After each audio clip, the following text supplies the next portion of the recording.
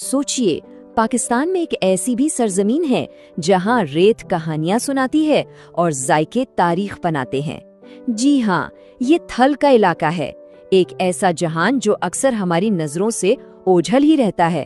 تو آئیے آج ہمارے ساتھ اس کے رازوں سے پردہ اٹھائیے۔ کبھی سوچا ہے کہ کیا صرف ایک پکوان، صرف ایک ڈش کسی پورے خطے کی پہچان بن سکتی ہے؟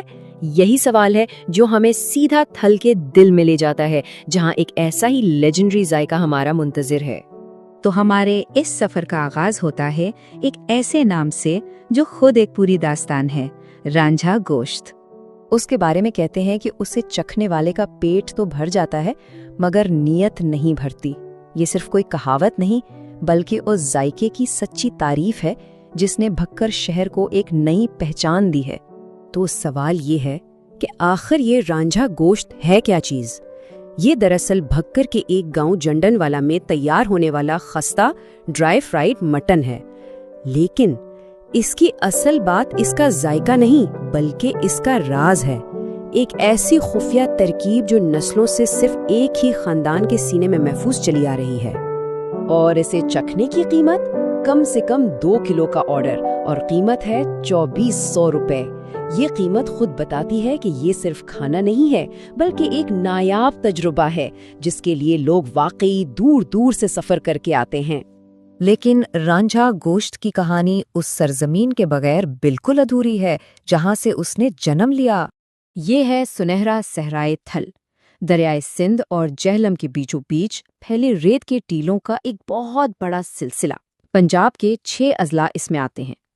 پہلی نظر میں یہ خشک اور شاید بے رحم زمین لگے، لیکن اس کی خاموشی میں ایک عجیب سی کشش ہے۔ اور ایسی سخت زمین پر بستے ہیں کمال کی ہمت والے لوگ۔ تھل کے باسی اپنی زندہ دلی اور گرم جوش مہمان نوازی کے لیے بہت مشہور ہیں۔ انہوں نے نہ صرف اس صحرا کی سختیوں کو جھیلا ہے بلکہ اپنی صدیوں پرانی ثقافت اور روایات کو آج بھی اپنے سینے سے لگائے رکھا ہے۔ لیکن سنیے، تھل کی کہانی صرف ریت اور روایات کی نہیں ہے۔ اب اس کہانی میں ایک نیا باب شروع ہوتا ہے، ایک ایسا باب جو کسی معجزے سے کم نہیں۔ یہ کہانی ہے ایک ناقابل یقین تبدیلی کی۔ ذرا ان تصاویر کو دیکھیے، ایک طرف میلوں تک پھیلی پیاسی زمین اور دوسری طرف لہلہاتے ہرے بھرے باغات۔ جی یہ کوئی خواب نہیں، یہ ہے آج کے تھل کی نئی حقیقت۔ اور یہ مت سمجھیے گا کہ یہ تبدیلی کسی ایک کھیت یا باغ تک محدود ہے، نہیں، یہ انقلاب پورے کے پورے خطے میں پھیل رہا ہے جہاں خشک میدانوں کو زرخیز زمین میں بدلا جا رہا ہے۔ تو آخر یہ سب ہو کیسے رہا ہے؟ اس کے پیچھے یہاں کی محنتی کسانوں کا عزم اور ساتھ میں جدید آبپاشی کے نظام جو اس صحرا کو ایک نخلستان میں بدل رہے ہیں۔ ویسے تھل کے ذائقوں کا سفر صرف رانجھا گوشت پر ختم نہیں ہوتا۔ چلیے آگے بڑھتے ہیں، کیونکہ خوشاب شہر میں ایک اور میٹھی داستان ہمارا استقبال کر رہی ہے۔ ایک ایسی مٹھائی جس کی کہانی بھی بہت دلچسپ ہے۔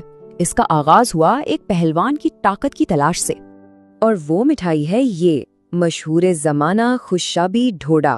سوچئے، سن 1912 میں ہنس راج نامی پہلوان نے اسے گھی، دودھ اور میوہ جات سے اپنی طاقت کے لیے تیار کیا۔ جو کبھی ایک پہلوان کی خاص خوراک تھی وہ آج پورے خوشاب کی شان بن چکی ہے۔ ذائقوں کا یہ سفر ہمیں اب اور آگے لے جاتا ہے، سرگودھا، وہ شہر جسے پاکستان کا سٹرس کیپٹل یا کینوؤں کا شہر بھی کہا جاتا ہے۔